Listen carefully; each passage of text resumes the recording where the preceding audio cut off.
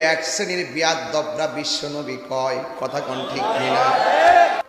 আল্লাহ বলছে রাব্বুল আলামিন, আল্লাহর ক্ষেত্রে রাব্বুল আলম বলে নাই, নবীর ক্ষেত্রে রহমাতুল লিল আলম বলে নাই। আল্লাহ নিজের ক্ষেত্রে বলছে রাব্বুল আলামিন, নবীর ক্ষেত্রে বলছে রহমাতুল লিল আলামিন। আর তুমি আসমান থেকে জমিন পর্যন্ত শুধুমাত্র নবীজিরে বলতেছো বিশ্ব নবী।